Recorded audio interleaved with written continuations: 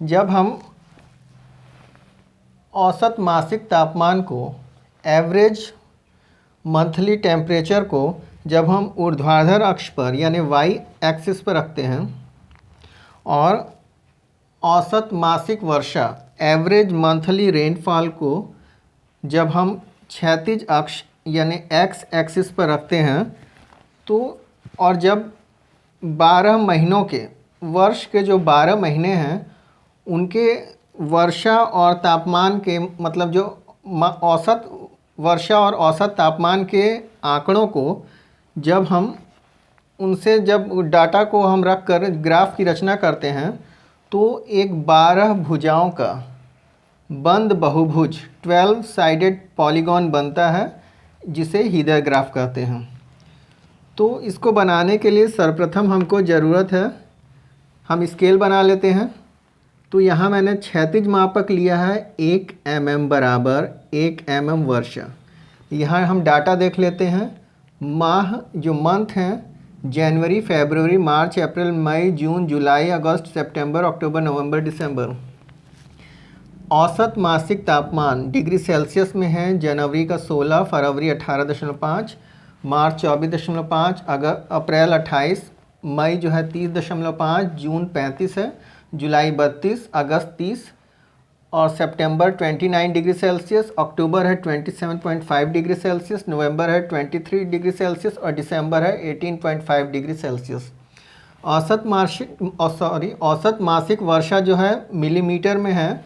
जनवरी का 24 mm, फरवरी 20 mm, मार्च 10 mm, अप्रैल 8 mm, मई 32 mm, जून 120 mm, जुलाई 250 mm, अगस्त 270 mm, सितंबर 225 mm, अक्टूबर 104 mm, नवंबर जो है 15 mm और दिसंबर है 21 mm, 21 mm।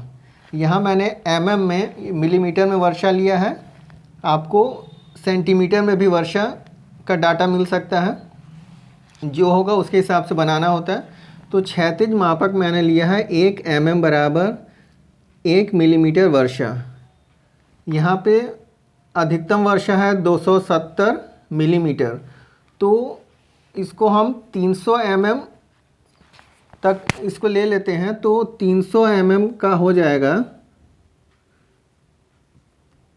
300 mm scale. 300 mm मतलब 30 सेंटीमीटर। तो हम 30 सेंटीमीटर का एक स्केल ले लेते हैं,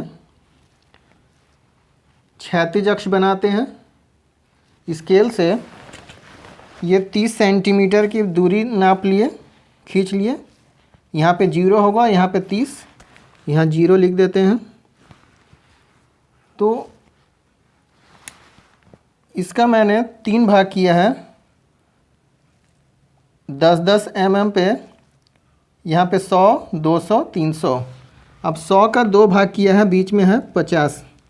मतलब ये जो है 1-1 सेंटीमीटर पर, ये 10, 20, 30, 40, 50, 60, 70, 80, 90, 100, 110, 120, 130, 140, 150, 160, 170, 180, 190, 200, इस प्रकार 1-1 सेंटीमीटर पर यानी 10-10 mm पे हम ये बिंदु लगा लेते हैं। फिर है वाई अक्ष को हमको बनाना है। तो मासिक तापमान जो है अधिकतम यहाँ पर 35 डिग्री सेल्सियस है। तो इसको मैंने 40 डिग्री सेल्सियस लिया है। तो इसके लिए स्केल मैंने माना है 1 सेंटीमीटर बराबर 2 डिग्री सेल्सियस। 1 सेंटीमीटर बराबर 2 डिग्री सेल्सियस। यहाँ पे हम दुगना मापक रखते हैं। अगर इसको दुगना या 3 गुना नहीं रखेंगे, अगर इसको इसके समान रखेंगे, तो ये आकृति बहुत छोटी हो जाएगी और फिर स्पष्ट नहीं होगा। इसलिए इसको दुगना रखना हमारी मजबूरी है। तो मैंने इसको यहाँ दुगना मापक रखा है 1 सेंटीमीटर बराबर 2 डिग्री सेल्सियस। तो 40 डिग्री सेल्सियस के लिए 20 सेंटीमीटर की एक रेखा खींच लेंगे। ये हमारा होगा वाई एक्सिस। तो यहाँ पे मैंने 20 सेंटीमीटर की रेखा खींच ली है। इसका मैंने 4 भाग किया है 10, 20, 30, 40। 5 सेंटीमीटर पर 10, फिर 20, 30, 40 और इसको 1-1 सेंटीमीटर में बांट लिया है। तो ये हो गया 10 के 5 भाग किए तो 2 4 6 8 10 12 14 16 18 20 इस तरह से 22 24 26 28 30 32 34 36 यहाँ पर आएगा 35। ये 32 34 36 36 और 34 के बीच में यहाँ 35 का मैंने निशान लगा लिया है।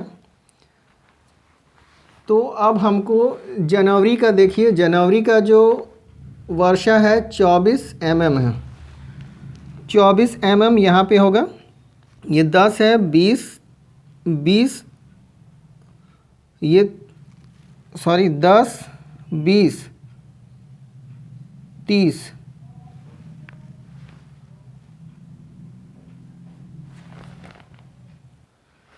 तो ये जनवरी का मासिक वर्षा है mm में 24।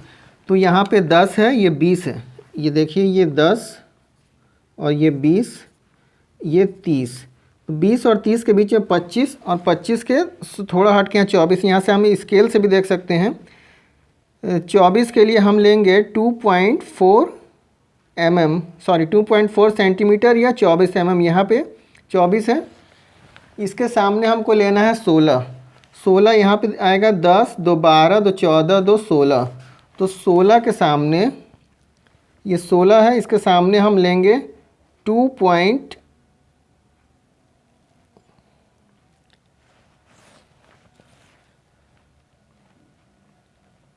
यहाँ इसके सीध में 16 के सामने हम निशान लगा देंगे।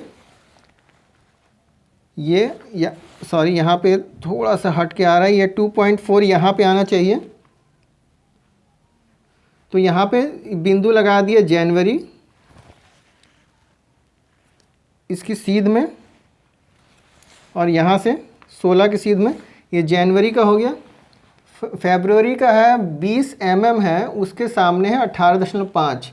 तो 20 के सामने 18.5 का मतलब हुआ 9.25। तो 9.25, ये 9.5 है, 9.25 यहाँ पे, और ये आ गया फरवरी का। यहाँ बिंदु लगा दिए। इसको हमको y अक्ष के समानांतर ही रखना है स्केल को। तो ये फरवरी हो गया। अब मार्च का है 10 mm के लिए 24.5। तो ये 10 mm जो है, ये 10 mm के लिए 24.5 स्केल के हिसाब से हो जाएगा 12.25। तो 12.25, ये 12.25 यहाँ पर आएगा।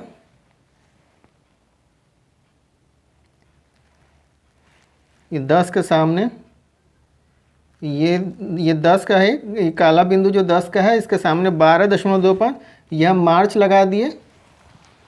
फिर अप्रैल का है 8 mm के लिए 28 डिग्री, 8 mm। ये 10 के सामने यहाँ पे 8, ये काला जो है 10 है, इसके सामने यहाँ नीला जो बिंदु 8 का, 8 के लिए है 28। 28 का आधा करेंगे तो हो गया 14, क्योंकि स्केल हमारा दुगना का है।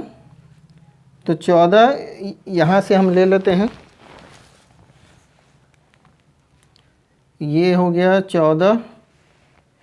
यहाँ पे अप्रैल हो गया, अप्रैल का बिंदु लगा देंगे।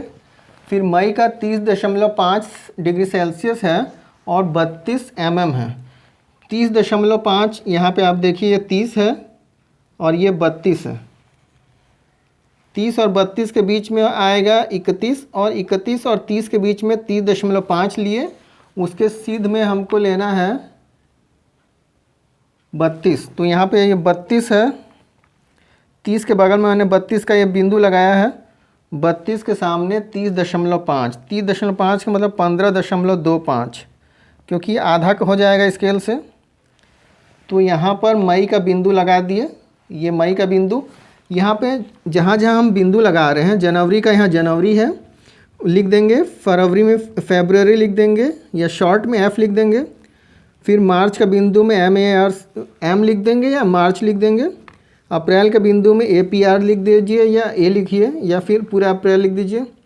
मई के बिंदु में M लिखिए या मई लिख देंगे मई। जून का जो है 120 mm के लिए 35 डिग्री सेल्सियस, 120 mm, 100 110 120 इसके लिए 35 को हम इसका स्केल के हिसाब से आधा हो जाएगा 17.5। तो यहाँ पे आ गया ये जून का, ये जून हो गया। यहाँ जून लिख देंगे। इस प्रकार जुलाई का 250 के लिए 32, 250 ये 200 है, यहाँ 250, इसके सामने है 32, 32 का हो जाएगा 16। तो यह 16 ये जुलाई आ गया। फिर अगस्त है 270 के लिए 30, ये 250, 60, 70, ये 270 के लिए 30, 30 का हो गया 15। तो यहाँ अगस्त आ गया। ये देखिए 15 के सामने यहाँ अगस्त का निशान लगा दिए। फिर सितंबर है 225, 225 जो है यहाँ 210, 20, 30 के बीच में 225, 225 के लिए है 29, 29 का होगा 14.5। तो यहाँ सितंबर का निशान लगा दिए। इस प्रकार अक्टूबर, ये नवंबर और ये दिसंबर के हम निशान लगा लेंगे। फिर हम क्या करेंगे, जनवरी से मिलाएंगे फरवरी को। ये जनवरी से या जैन से फरवरी को मिलाएंगे और फरवरी से मिलाना है मार्च को। तो फरवरी से मिलाएंगे मार्च को, अब मार्च से अप्रैल को, फिर अप्रैल से मई को,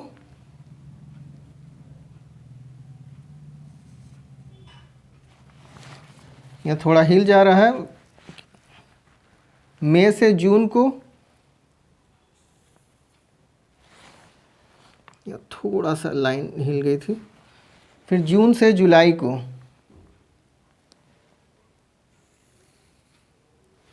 जुलाई से अगस्त को मिला देंगे, अगस्त से सितंबर को, सितंबर से अक्टूबर को, अक्टूबर से नवंबर को, ये है नवंबर,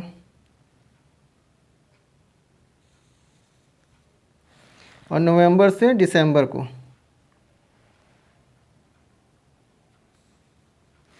फिर दिसंबर से जनवरी को।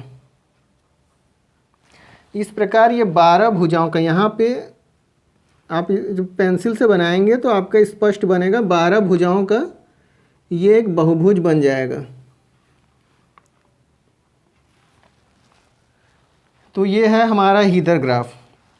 आप नीचे लिख देंगे एवरेज मंथली रेनफॉल मिलीमीटर में, और यहाँ ऊर्ध्वाधर अक्ष पे लिखेंगे टेम्परेचर डिग्री सेल्सियस में।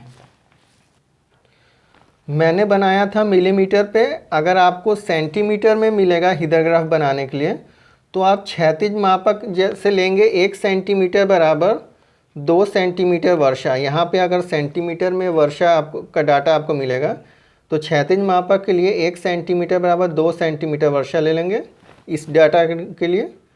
तो 15 सेंटीमीटर का हो जाएगा 30 सेंटीमीटर वर्षा,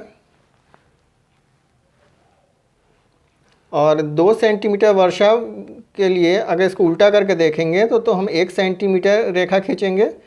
1 सेंटीमीटर वर्षा के लिए 0.5 सेंटीमीटर हो जाएगा इसका आधा। ये मैं आपको इसलिए बता रहा हूँ क्योंकि अगर आपको 21 सेंटीमीटर बनाना होगा